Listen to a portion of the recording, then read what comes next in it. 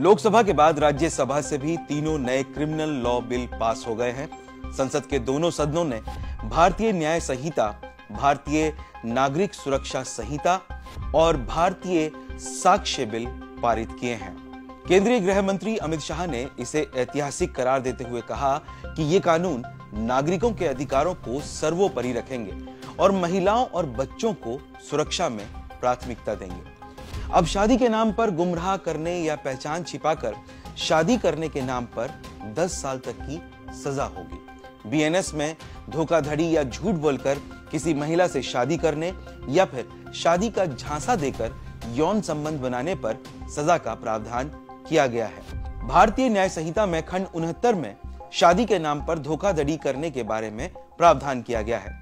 शादी के नाम पर धोखेबाजी या पहचान छिपाकर शादी करने को अपराध घोषित किया गया है। क्लॉज 69 कहता है कि जो कोई भी धोखे से या कुछ भी झूठ बोल करके किसी महिला से शादी करने का वादा करता है और उसके साथ यौन संबंध बनाता है और बाद में फिर शादी करने से मुकर जाता है, तो ऐसे मामले में अपराधी की श्रेणी में उस शख्स को रखा जाएगा और दोषी पाए जाने पर उसको 10 साल तक की कारावास की सजा मिल सकती है। साथ ही उस पर जुर्माना भी लगाया जा सकता है। आईपीसी में धारा 375 में बलात्कार को परिभाषित किया गया है। इसमें वो 7 परिस्थितियां भी बताई गई हैं जब सेक्सुअल इंटरकोर्स को रेप माना जाता है। वहीं आईपीसी में धारा 376 के तहत रेप के लिए सजा का प्रावधान किया गया है। हालांकि भारतीय न्याय संहिता यानी बीएनएस में इसे धारा 63 और 64 में परिभाषित किया गया है।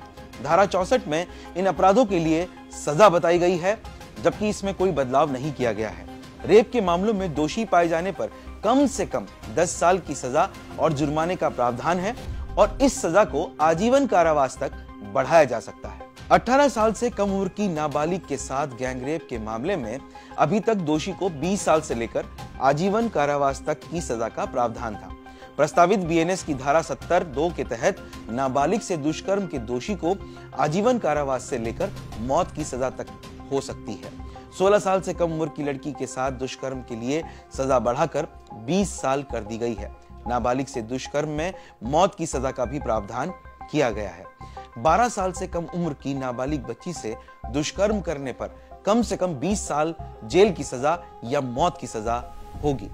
एक और खास बात यह है कि अब कुछ मामलों में महिलाओं को भी आरोपी बनाया जाएगा। बीएनएस ने कुछ अन्य कानूनों, विशेष रूप से बच्चों से संबंधित कानूनों में बदलाव किया है। नाबालिगों के अपहरण से संबंधित अपराध में आईपीसी की धारा 361 अलग अलग आयु सीमा निर्धारित करती है। पुरुषों के लिए 16 साल और महिलाओं के लिए 18 वर्ष।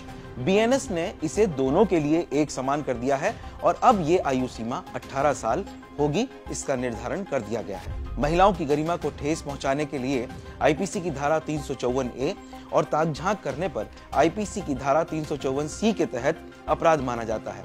अब बीएनएस के तहत आरोपियों के जेंडर न्यूट्रलिटी पर इसे लागू किया जाएगा, यानी अब महिलाओं पर भी ये कानून लागू होगा और उस कानून के तहत उनके खिलाफ भी मामला दर्ज किया जा सकता है।